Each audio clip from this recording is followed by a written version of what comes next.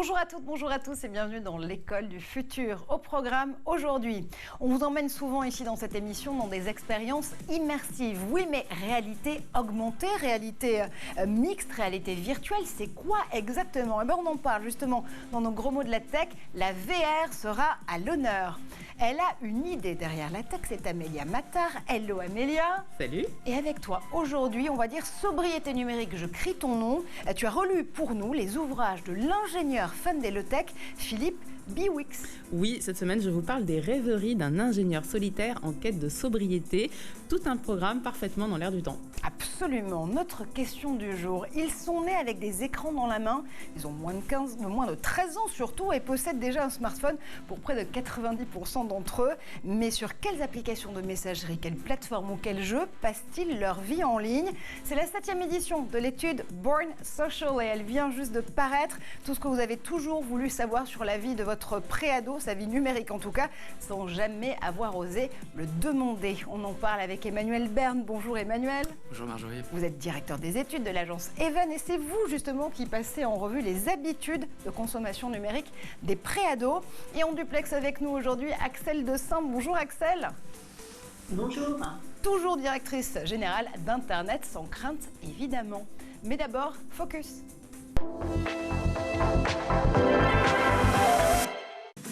C'est la technologie immersive par excellence. C'est un marché juteux qui pourrait s'élever à 31 milliards de dollars en 2030 selon le cabinet Global Data. La réalité virtuelle envahit l'univers du jeu vidéo et des industries créatives et dope le secteur de l'enseignement. Édouard Degnaud chausse son casque de VR pour nous.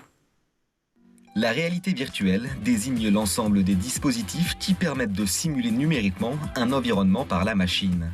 En fonction des différentes technologies, la VR, comme on surnomme la réalité virtuelle, permet à un utilisateur de ressentir un univers par le biais de ses sens, le plus souvent la vue, mais aussi parfois le toucher, l'ouïe ou encore l'odorat.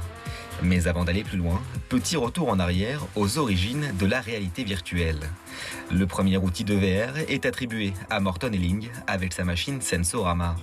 Créé en 1956, ce dispositif permet de ressentir des effets en faisant appel à plusieurs sens. Dans les années 90, les premiers casques de réalité virtuelle tels qu'on les connaît aujourd'hui commencent à voir le jour. Et c'est la NASA qui montre la voie dans le domaine des casques VR grâce à des programmes de recherche qui amènent de nombreux progrès. Pour le grand public, l'arrivée des casques de réalité virtuelle se fait au début des années 2010, quand un jeune américain, Palmer Luckey, se lance dans son projet de casque. Le jeune homme fait la rencontre de John Carmack, patron d'ID Software, un studio de jeux vidéo. Le jeune homme crée Oculus VR et le plus célèbre des casques, l'Oculus Rift, et il revend ensuite sa société à Facebook pour plusieurs milliards de dollars. Aujourd'hui, la VR est de plus en plus présente dans notre quotidien, que ce soit dans l'immobilier, les jeux vidéo, la culture ou encore l'événementiel. La réalité virtuelle offre des possibilités infinies. Avec l'avènement à venir du métavers, la réalité virtuelle devrait naturellement s'imposer dans notre vie quotidienne. Et l'immersion, il va en être question justement dans notre talk du jour, puisqu'on va s'immerger littéralement dans la vie numérique des préados. Tout ce que vous avez toujours voulu savoir sans jamais évidemment avoir osé le demander. C'est surtout ça, première partie avec nos invités. Et pour en parler, Emmanuel Berne, directeur des études de l'agence Even, est avec nous également en duplex. Axel de Saint, directrice générale d'Internet sans crainte. Alors, l'étude qui fait grand bruit, justement, en ce moment, elle s'appelle Born Social. C'est la 7e édition, accompagnée par l'association Génération Numérique. Et c'est la vôtre, Emmanuel, Born Social, cette étude. Justement, vous vous intéressez donc aux habitudes de consommation numérique des moins de 13 ans. C'est assez chouette, mais d'abord, qu'est-ce que font les moins de 13 ans en ligne alors qu'ils n'ont théoriquement, encore une fois, pas le droit d'y être? C'est la raison pour laquelle on s'est intéressé à cette audience. C'est comme ils n'ont pas le droit d'accéder aux plateformes sociales et que dans notre entourage, et notamment mon patron, le cofondateur de l'agence Even, Arthur Canas, avait un enfant de cet âge-là. Et il voyait bien que son enfant et tous les plus jeunes, tous ses amis, étaient sur les plateformes sociales. Donc on a voulu creuser cette question, on a voulu aller explorer ces usages des plus jeunes parce que aussi les plateformes, comme elles n'ont pas le droit d'accueillir ces audiences-là, eh bien, ne peuvent pas se vanter d'avoir ces audiences-là. ça. Donc nous, voilà, on a voulu découvrir ce continent un peu inexploré et puis mettre en lumière ces usages qui sont au sein de toutes les familles qui ont des enfants de moins de 13 ans. Voilà. Et allez voir sous la plateforme ce qui s'y cache vraiment. Axel, encore une fois, on commente ici souvent ces chiffres avec vous, notamment dans l'école du futur. On sait que les moins de 13 ans ont quand même une vie numérique. Ils la démarrent en tout cas à ce moment-là. Théoriquement, on doit avoir 16 ans révolus pour pouvoir s'inscrire sur une plateforme sociale notamment. La France a fixé la majorité numérique des adolescents à 15 ans. Est-ce que finalement, avec les études notamment de l'agence Even, on arrive enfin à se dire qu'on va arrêter les euphémismes, on va regarder la réalité en face et essayer de comprendre vraiment ce qui se passe pour ces préados sur Internet? Alors c'est vrai que c'est très bien parce que ces études, et nous on s'appuie beaucoup sur les études de bornes sociales parce que ça nous aide à construire aussi nos outils, mais ça vient complètement conforter ce qu'on constate sur le terrain, que ce soit dans les établissements scolaires, au contact des classes ou ce que nous remontent les familles. Donc effectivement, il est temps de prendre conscience de la situation, de ne plus peut-être être dans un discours d'interdit, mais vraiment d'accompagnement à ces usages. Oui, puisque c'est ce que Bornes Social notamment nous révèle pour cette 7e édition. Aujourd'hui, 87% des moins de 13 ans utilisent régulièrement au moins une application sociale. Alors Emmanuel, vous avez dressé d'ailleurs un top 3 des applications préférées de ces enfants-là. Quelle est celle qui ressort en premier ? Alors, la plateforme de messagerie et sociale numéro 1 pour les moins de 13 ans, c'est Snapchat. Clairement, c'est cette plateforme et depuis plusieurs années, on a toujours vu l'application Petit Fantôme être la plus prévalente au sein de cette population des enfants de moins de 13 ans. La raison est la suivante, c'est que Snapchat est considéré très tôt comme un jouet. Je ne sais pas si vous avez l'application, mais sur Snapchat, la première des fonctionnalités qu'on va découvrir, c'est le filtre. Et même, on va le voir, par exemple, sur certains emballages de produits pour les enfants, il va y avoir des snapcodes pour pouvoir débloquer des filtres. Et donc, souvent, les enfants vont avoir ces produits, vont demander à leurs parents de pouvoir jouer avec le filtre. Et donc, c'est comme ça qu'ils découvrent l'application Snapchat. Une fois qu'on a découvert les filtres, Snapchat, c'est pas que un jouet, c'est aussi une application où on va pouvoir contacter ses enfants. Et ce qu'on a entendu beaucoup en interrogeant les enfants, c'est que notamment au passage de le CM2 à la 6e, les enfants vont être dispersés dans différents collèges. Et donc Snapchat, ça va être un moyen de garder le contact avec leurs copains de CM2. C'est-à-dire que ça devient un hub de socialisation ? C'est la première plateforme sur laquelle ils vont pouvoir jouer et puis après donc communiquer avec leurs copains. Et c'est notamment aussi un moyen de ne pas demander forcément de numéro de téléphone.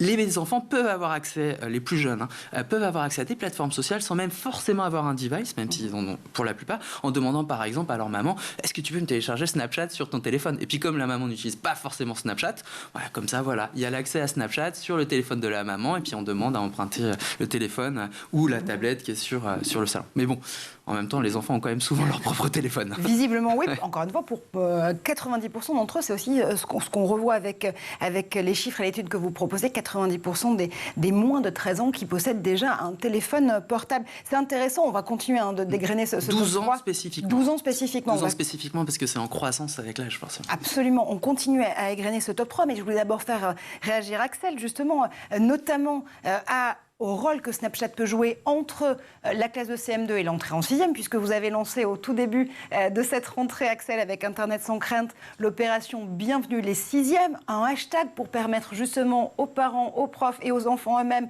de mieux gérer ce saut quantique qu'est l'entrée en 6e et donc cette nouvelle aussi étape de la vie numérique. Snapchat, c'est une application que vous regardez de façon spécifique ? Oui, comme tous les autres réseaux sociaux, mais c'est vrai qu'on a bien mené cette opération pour effectivement arrêter de se voiler la face et dire que dès l'entrée en 6e, la vie sociale des enfants s'accélérait avec les réseaux sociaux, que c'est un espace sur lequel ils se retrouvent. Et c'est vrai que Snapchat, et ça reste constant depuis plusieurs années, attire particulièrement les jeunes pour toutes les raisons qui viennent d'être évoquées sur le plateau, mais aussi parce que c'est le réseau social par définition qui n'est pas connu des parents. Les parents, il n'est pas du tout visible. Autant on peut avoir un aperçu de TikTok parce qu'on peut voir des vidéos autrement qu'en étant connectés. Les parents sont aussi sur Instagram, les parents sont sur Facebook. Bon, les enfants n'y sont pas. Mais pour le coup, Snapchat est vraiment l'application réservée aux jeunes où on peut avoir toute une vie en ligne qui est absolument invisible pour les adultes qui sont auprès des enfants. Et c'est ça qui en fait aussi un réseau social très attractif. Oui, c'est toute l'attraction, évidemment. On peut continuer à avoir des relations par chat ou par filtre avec ses amis sans avoir besoin d'avoir une autorité parentale qui vient voir ce qui s'y passe. Sauf que Snapchat fait partie des applications qui travaillent main dans la main, notamment avec les parents. Alors vous allez me dire si c'est des déclarations de bonnes intentions ou au contraire s'ils sont fidèles justement à ces intentions de départ. Depuis le mois d'août, justement, Snapchat propose un outil de contrôle parental, ça s'appelle Family Center. Et dans cette fonctionnalité, on vise à renforcer justement la protection des mineurs. On imagine bien que Snapchat sait qu'énormément de mineurs en réalité sont sur sa plateforme. Et l'idée, c'est de pouvoir proposer aux parents, ou en tout cas aux adultes référents, la liste des personnes avec lesquelles son enfant est amené à discuter. Le contenu des conversations n'est pas dévoilé, ça reste évidemment secret pour ces adolescents, mais en tout cas, on permet aux parents d'avoir accès à cette liste de contacts. Est-ce que c'est une bonne chose, Emmanuel ? Alors c'est un processus qui date pas d'août dernier. C'est Messenger Kids, par exemple, de Meta, a mis en place aussi énormément de procédures pour faire en sorte que les parents aient un contrôle sur l'utilisation des plateformes sociales par leurs enfants. C'est nécessaire. Déjà, c'est la première chose qu'il faut dire. Évidemment, il faut protéger ces enfants qui n'ont pas le droit, qui ne sont pas censés être sur les plateformes sociales avant 13 ans. Et d'autre part, ce qu'on peut regretter en revanche, c'est qu'il y a beaucoup d'effets d'annonce. Je veux dire, toutes les plateformes vont dire qu'ils mettent en place un nouveau contrôle parental. Bien sûr, mais c'est des bonnes intentions et je pense qu'ils sont sincères dans leurs intentions. La problématique, et c'est ce qui est soulevé aussi dans leur prise de parole, c'est que c'est pas toujours évident d'identifier un enfant de moins de 13 ans. Mais ce que j'aime bien rappeler quand même sur les enfants de moins de 13 ans, c'est qu'ils sont donc interdits de présence et pourtant ils y sont. Donc ça veut dire que la première chose qu'ils vont faire pour accéder sur les réseaux sociaux, c'est mentir sur leur âge. Et je trouve que d'un point de vue symbolique, c'est quand même assez intéressant de se dire je masque mon identité réelle pour accéder sur ces plateformes. Et donc, ils sont sur ces plateformes en ayant déclaré un âge plus élevé que le leur. Donc, pour les plateformes, c'est difficile d'identifier aussi qui est là. Et puis, est-ce que c'est une bonne idée, par exemple, de demander une carte d'identité pour y accéder ? C'est tout ce genre de débat qui entre en jeu lorsqu'il s'agit de mettre en place des procédures de protection à l'usage des enfants sur les réseaux sociaux. Alors ça, c'est intéressant aussi, Axel, parce que depuis longtemps, on sait qu'un des arguments des plateformes, notamment celles qu'on vient de citer, pour essayer de montrer patte blanche, c'est de dire, écoutez, oui, nous, on veut bien mettre en place toutes les technologies possibles et imaginables pour vérifier l'âge de nos utilisateurs et de nos utilisatrices, mais c'est du déclaratif. Donc si, pour accéder à nos services, l'utilisateur déclare avoir 18 ans révolus ou justement c'est 13 ans révolus pour les plus jeunes d'entre eux, on ne peut pas aller vérifier. On a les moyens quand même technologiquement de leur montrer qu'ils peuvent aller plus loin quand même que ça. Alors c'est un peu l'enjeu, et c'est quelque chose dont on entend beaucoup parler aussi autour de la pornographie en ce moment. Comment on peut vérifier et comment on peut s'assurer de l'identité. Et on sait que dès qu'il y a une fonction technologique qui est mise en place, il y a des contournements aussi. C'est pour ça que l'éducation, que comprendre en fait pourquoi il y a cette règle, pourquoi certains contenus sont interdits avant 18 ans, pourquoi c'est interdit avant 13 ans d'être sur un réseau social, c'est ce discours-là aussi qu'il faut faire passer aux enfants, leur montrer les enjeux de l'identité numérique, de la protection des données personnelles, que ce sont des responsabilités qui sont difficiles à porter. Aujourd'hui, les chiffres le montrent, la hausse est spectaculaire de très jeunes qui ont maintenant une vie en fait sur les réseaux sociaux. L'étude montre aussi qu'il y a des publications régulières. Donc j'ai l'impression qu'aujourd'hui l'enjeu il est plus de savoir accompagner ce public-là. Et nous, on milite plus, par exemple, pour que les réseaux sociaux proposent une vraie expérience utilisateur qui soit adaptée au jeune public, avec un niveau de paramétrage renforcé.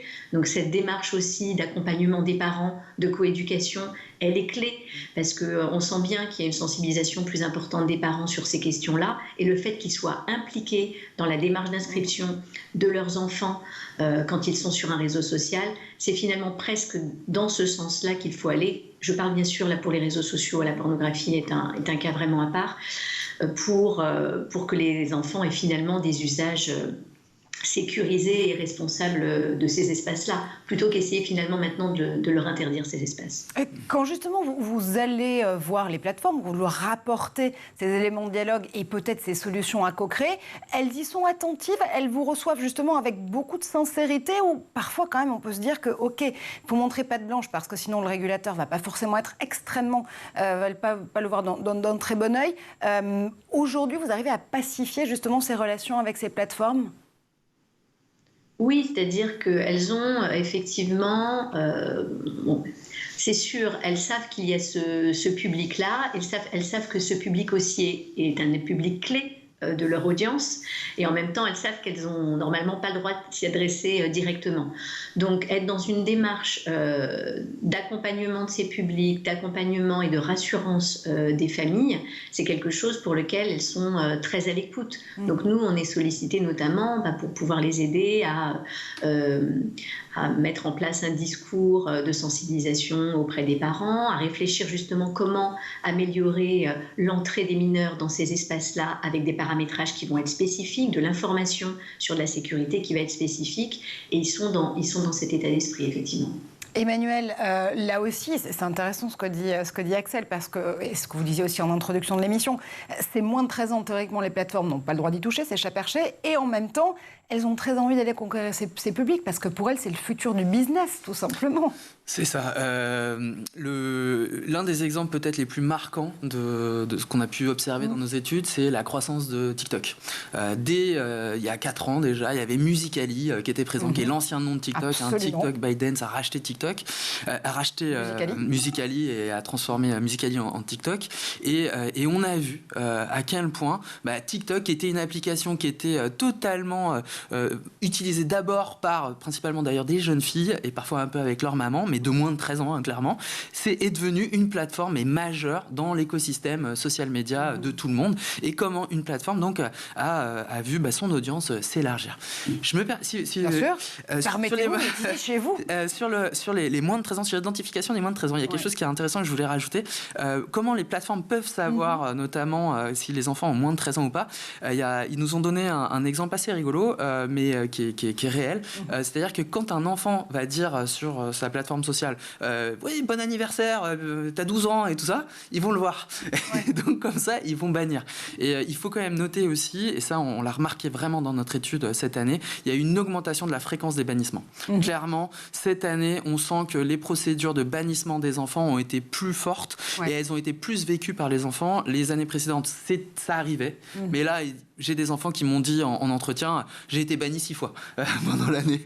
Ce qui veut dire qu'ils peuvent se réinscrire une 7e, quitte à être banni la fois d'après. C'est ça le problème. C'est, le problème de ces mesures, c'est leur inefficacité d'une certaine manière. Et le fait que, évidemment, on se fait bannir, on perd ses abonnés, mais enfin, en même temps, ça fait pas non plus longtemps qu'ils sont qui sont sur la plateforme, et derrière, ils se réinscrivent et changent un petit peu quelque chose sur leur inscription, et ils sont de retour. Voilà. Et est-ce que vous avez remarqué certaines plateformes peut-être plus enclines à mettre justement en application ces mesures de bannissement que d'autres ? Alors, c'est surtout en fonction des plateformes sur lesquelles ils sont, et donc notamment sur TikTok, on sent qu'il y a beaucoup de bannissement qui a été vécu, mais sur Instagram aussi, on l'avait entendu.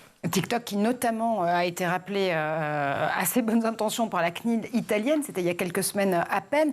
On voit que les instances de régulation regardent de plus en plus près justement les agissements de ces plateformes envers les mineurs et la protection de leurs données. On rappelle cette affaire dont on parlait dans le Club Actu il y a quelques semaines ici sur ce plateau, celle de la CNIL, pour le coup irlandaise. Merci infiniment.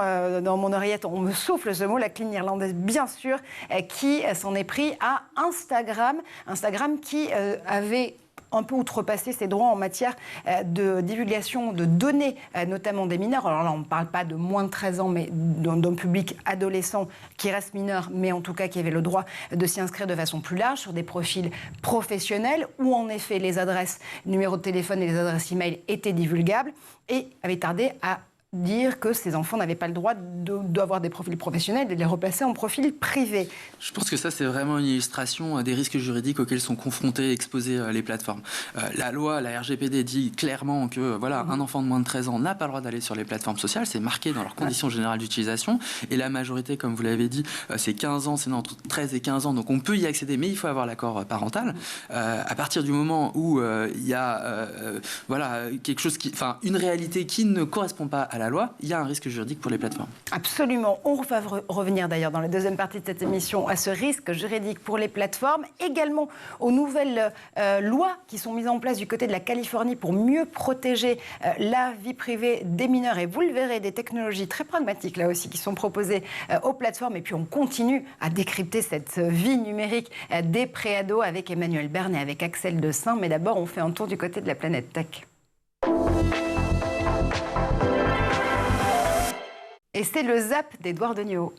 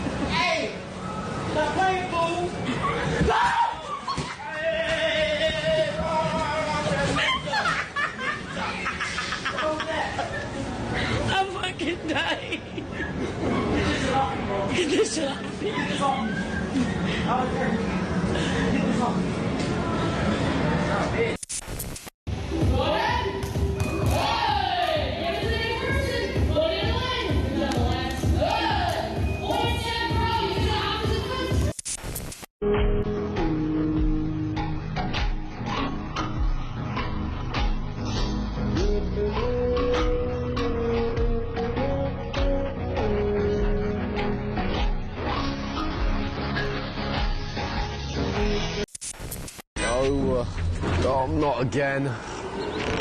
Okay, we got this. One in front of the other. Oh. Oh. Oh. Ah. Oh.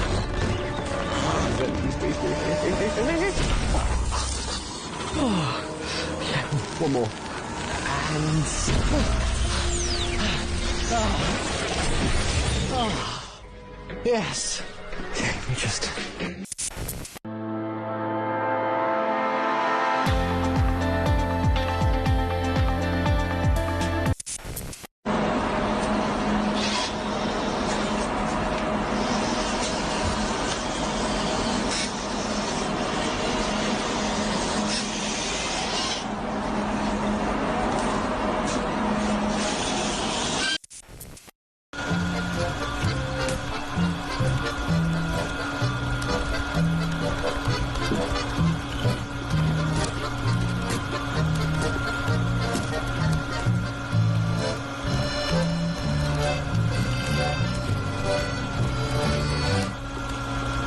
Une séquence réalisée sans trucage, évidemment, ça va sans dire. On se retrouve d'ailleurs sur le plateau, tout simplement, de l'École du Futur, toujours en compagnie de nos invités aujourd'hui. Emmanuel Bern, directeur des études de l'agence Even, qui publie la 7e édition de Born Social, une enquête qui s'intéresse à la consommation numérique des préados. Toujours aussi en compagnie d'Axel Desaint, directrice générale d'Internet sans crainte. Amélia Matar est évidemment avec nous parce que, évidemment, Amélia a une idée derrière la tech. Et une très belle idée, Amélia, puisque tu vas nous aider à mieux manager notre sobriété numérique. En tout cas, tu vas nous aider grâce aux travaux et aux ouvrages d'un ingénieur pas comme les autres. Oui, vous connaissez forcément Philippe Biwix, vous le connaissez forcément puisque j'en ai déjà parlé ici même. Philippe Biwix est un ingénieur spécialiste des ressources minérales et des enjeux technologiques associés. Il est l'auteur aux éditions du Seuil du livre « Désastre de l'école numérique » avec Karine Movilly en 2016 et de l'âge des low-tech en 2014. Il est aussi l'auteur de l'ouvrage « Le bonheur était pour demain, les rêveries d'un ingénieur solitaire » paru en 2019 et réédité en septembre 2022 avec une postface interface inédite. Alors, j'ai lu tous les livres que je viens de citer de ce monsieur, et je vous le dis, Philippe Biwix est un peu grinçant dans ses livres. Dans ce livre particulièrement dont je vous parle aujourd'hui, la critique est claire, parfois sévère, et les phrases ironiques parsèment le discours. On sent bien qu'il n'est pas super fan des smart cities, métavers et autres distributeurs de croquettes pour chats dopés à l'IA. Oui, non, parce que les croquettes pour chats dopés à l'IA, même les distributeurs, finalement, on se pose vraiment la question aujourd'hui de la nécessité de ce type de technologie. J'imagine que ça fait partie de la critique de Philippe Biwix. Et oui, il a plein de raisons pour effectivement formuler cette critique, et à vrai dire, plein de bonnes raisons. C'est vrai que notre époque nous offre beaucoup d'occasions de nous indigner. La Startup Nation, les Startup Nations, dirais-je même, sont parfois un peu arrogantes et inconséquentes. Elles sont bien souvent ce que Philippe Biwix nomme dans son livre cornucopienne. Alors retenez bien ce mot parce que ça fera bien pour vos dîners.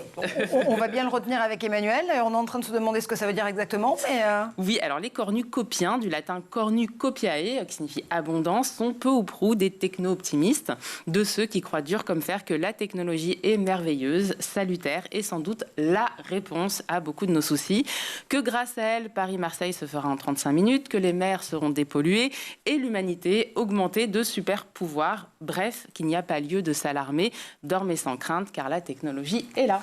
Et alors, est-ce qu'il y a d'autres voix qui, justement, décrivent cette vision des choses ? Oui, face aux cornucopiens, Philippe Biwix nous explique que vous trouverez les doomsdayers.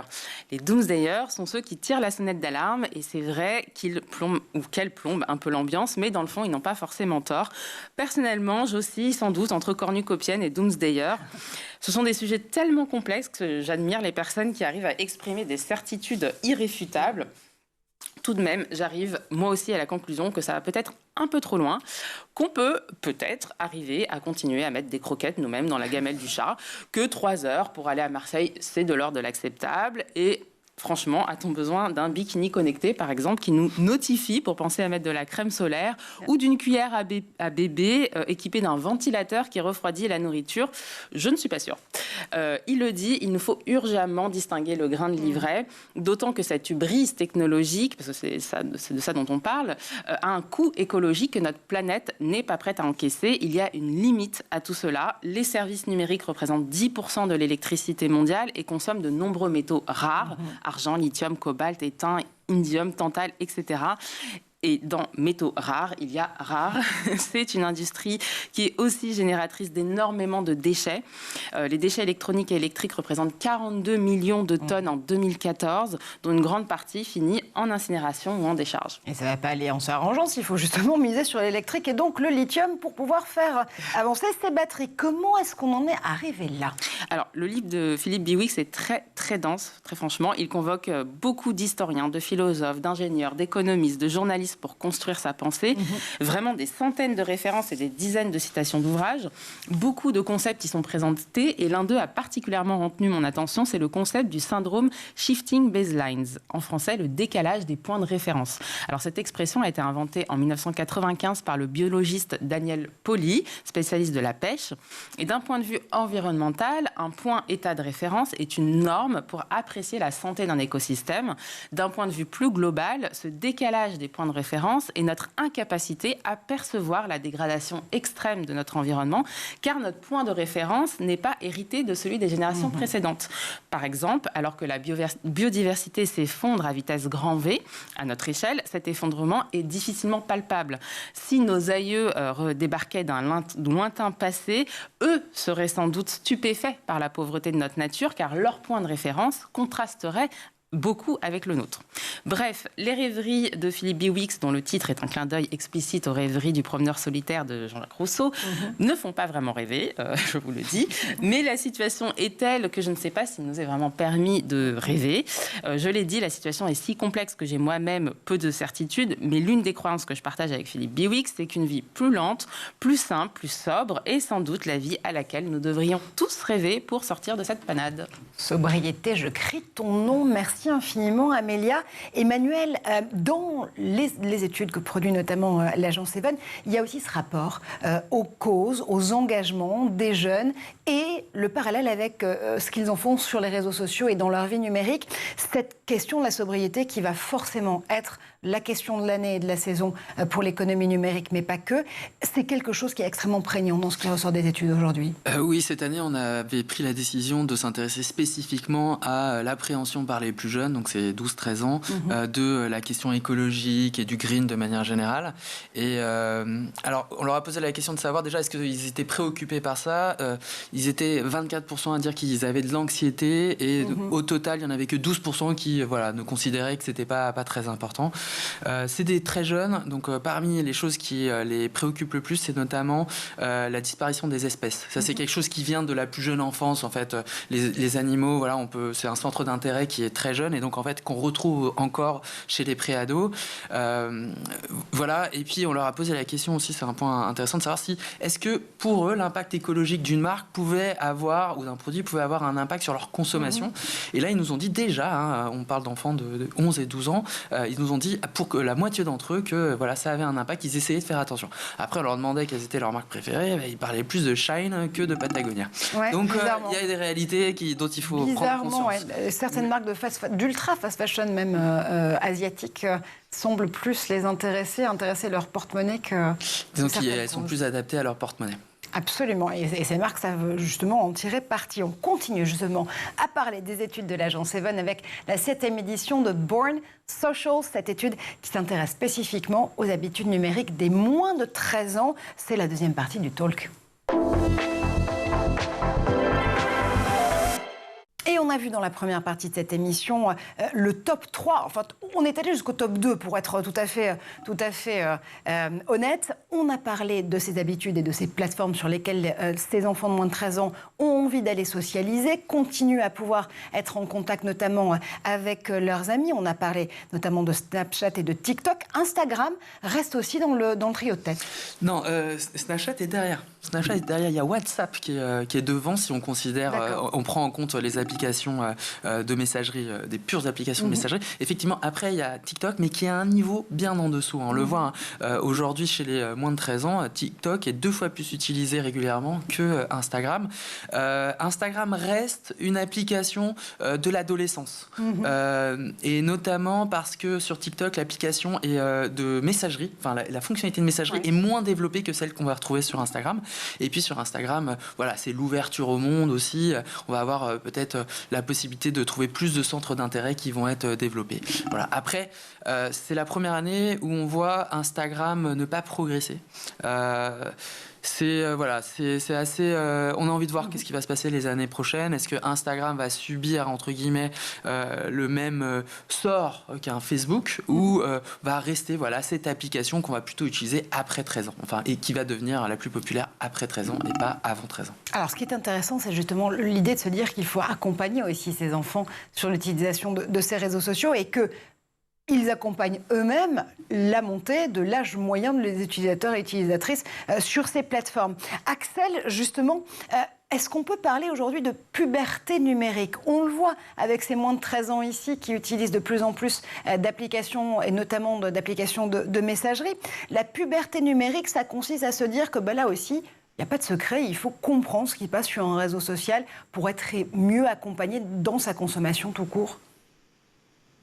Oui, c'est un terme qu'on a choisi d'utiliser pour montrer que à ces âges-là, l'entrée dans l'adolescence, avec toute la puberté qui existe, il y a aussi une transformation qui se fait au niveau numérique, des vrais changements en termes d'usage, mais aussi en termes de représentation de son identité, de choix sociaux qu'on peut faire, et que ça aussi, ça nécessite un accompagnement. C'est pour ça qu'on a osé parler de puberté numérique. Et qui est un terme absolument parlant et criant de vérité. Ce qui est intéressant aussi dans l'enquête Born Social, dans sa 7e édition, c'est la prise de conscience de ces préados. Il se trouve que oui, ils ont conscience qu'ils passent trop de temps sur les écrans. 4 ados sur 10 ou près d'ados sur 10 que vous avez interrogé dit voilà, je sais, le temps d'écran que je consacre est beaucoup trop grand et je m'en rends compte. Oui, alors ça c'est un phénomène qu'on a pu observer notamment avec la diffusion des applications de suivi de temps passé. C'est qu'il y a quelques années ça n'existait pas vraiment et là maintenant c'est partout sur tous les téléphones et puis c'est intégré aussi aux contrôles parentaux. Et donc tout ça a permis d'accéder plus facilement aux enfants à leur temps d'écran. Et puis de manière générale, à l'école, dans les familles, dans la société, on parle plus de ces sujets-là. C'est quelque chose qui est devenu un vrai sujet de société. Je me rappelle d'une une du Parisien qui disait comment protéger nos ados des smartphones. Enfin voilà, c'était la une du Parisien. Donc ça montre bien à quel point cette problématique-là, aujourd'hui, s'est diffusée au sein de la population. Alors pour autant, ils en ont plus conscience. C'est pas pour autant qu'ils passent moins de temps. Hein, mais voilà. Bizarrement. Il y a prise de conscience. Il y a déjà la prise de conscience, Axel. On peut au moins leur accorder ce point-là. Le fait, justement, de pouvoir aussi ouvrir le sujet, comme Emmanuel le disait, que ce soit par les médias, que ce soit dans les discussions avec les parents ou avec les adultes référents, avec les professeurs notamment, ça permet justement de préparer ces ados à une future vie en ligne qui serait peut-être plus équilibrée, soyons fous.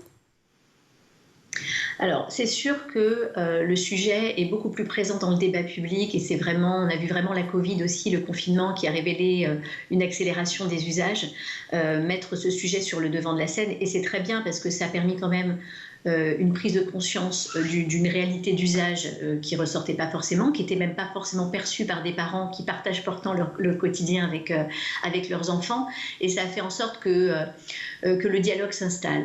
Mais l'étude le révèle aussi, la réaction des parents, elle est beaucoup aussi liée à de l'inquiétude, donc ils sont encore beaucoup dans une réaction de contrôle. On voit aussi dans l'étude que la géolocalisation de ces enfants, par exemple, a beaucoup augmenté. Donc ils sont beaucoup dans le contrôle de son enfant et pas encore totalement dans l'accompagnement. Et c'est vers ça qu'il faut aller parce qu'on a effectivement des usages qui ne cessent de rajeunir. Et avec des enfants, on rencontre des enfants qui, il y a 11-12 ans, nous parlent comme certains 15-16 ans il y a quelques années en disant mais moi le contrôle parental c'est bon, c'est quand j'étais petit, mes parents maintenant me font confiance, alors qu'à 11 ans on a encore le risque d'être exposé à des contenus qui sont absolument pas adaptés.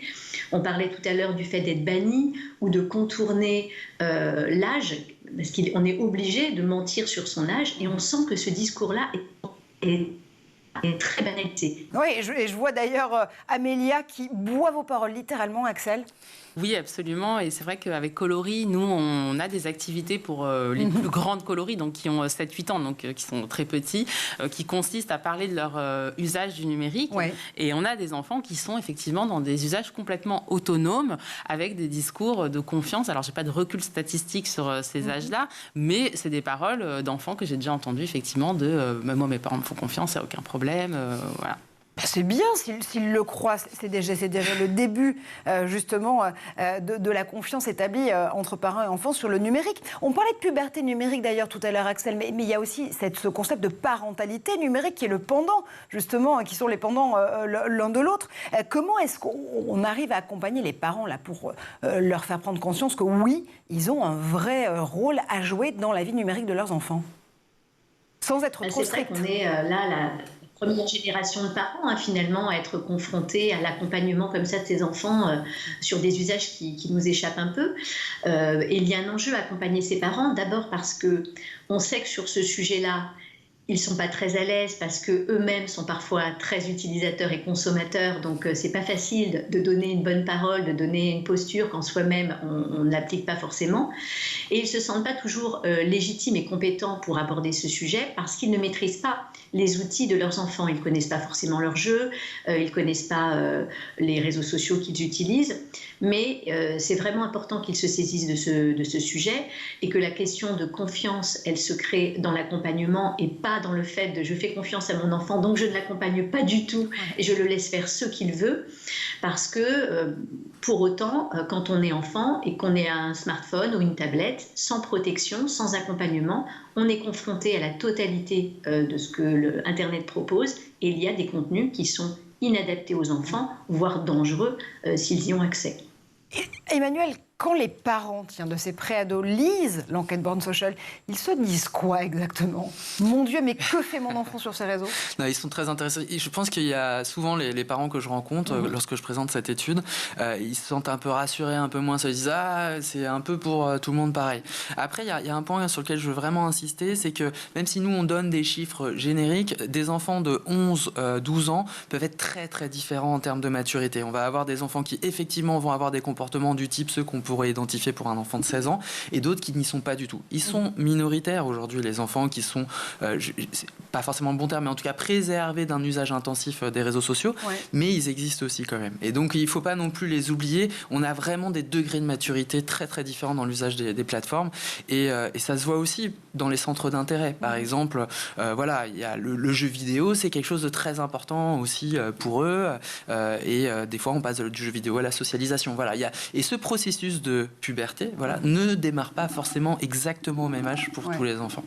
Et c'est quelque chose aussi qu'on retrouve dans des études, notamment en matière de neurosciences. Comment est-ce que certains enfants sont justement peut-être plus prêts à aborder cette vie numérique que d'autres? Est-ce que c'est des études qui peuvent aussi venir, ou des arguments qui peuvent venir aussi étayer certains éléments déclaratifs que vous relayez dans les études de l'agence Even? Alors, moi, je ne suis pas spécialiste des neurosciences, etc. Mais c'est vrai que au contact des enfants, on se rend compte, ça fait 7 ans, tous les ans, je les rencontre, je les interroge, et on se rend compte à quel point voilà, ils peuvent être tous différents et à quel point voilà, ils vont avoir un degré de maturité par rapport à l'école, par rapport aux réseaux sociaux, par rapport aux smartphones qui vont être différents, et on sent très bien qu'ils ne grandissent pas tous exactement au même rythme. Et est-ce qu'en 7 ans, justement, vous les avez vus changer? Alors, ça peut aller de la façon dont ils abordent la consommation de certains réseaux qui n'existaient pas, par définition, il y a 7 ans, et qui sont aujourd'hui très prégnants en ligne. Est-ce que vous avez l'impression que ces enfants changent aussi avec les appareils, les technologies, les réseaux qui leur sont proposés? Alors, je pense quand même le plus important, c'est ce qu'ils vivent en tant qu'adolescents. Ça, c'est ce qui est le plus, on va dire, pérenne. Après, il y a des changements, bien sûr. Il y a des énormes changements. Par exemple, il y a 7 ans, ils voulaient moins être youtubeurs qu'aujourd'hui. Enfin, voilà, il y a ce genre de choses. Après, il y a les changements des plateformes. TikTok a explosé. Voilà, les applications de messagerie aussi. Il y a des nouvelles applications, type Discord. Le jeu vidéo Fortnite n'existait pas, par exemple, il y a 7 ans. Et puis, je reprends un exemple aussi. Par exemple, Facebook, il y a 7 ans, était beaucoup plus haut chez les jeunes que ça ne l'est aujourd'hui. Et donc, on voit bien à quel point voilà, il y a des changements qui s'opèrent au sein de ces populations-là et qui peuvent en plus avoir un impact sur les populations plus larges, voilà, les adultes. Et puis j'imagine qu'il y a des modes aussi, du coup, qui se transmettent de génération en génération de préados. Peut-être aussi des habitudes sur ces réseaux qui sont créées, là aussi, par ces enfants. Ouais, moi j'aime bien l'exemple des audios, les messages audio. Moi, j'y arrive pas. Les enfants, ils laissent. Je ne vous dirai pas pour pas vous donner mon âge, si j'y arrive ou pas. Voilà, mais parmi les enfants, laisser des audios, c'est quelque chose de tout à fait naturel et c'est quelque chose qui s'est développé. Et ça, c'est la technologie aussi qui évolue et qui rend possible certains usages. Ces technologies qui évoluent et qui rendent possible certains usages, Axel, j'imagine que c'est aussi un élément auquel Internet sans crainte est attentif, parce que ça, forcément, va induire de nouveaux risques, de nouveaux modes aussi de communication et de nouvelles possibilités d'accompagner ces enfants et ces parents différemment sur leur vie numérique.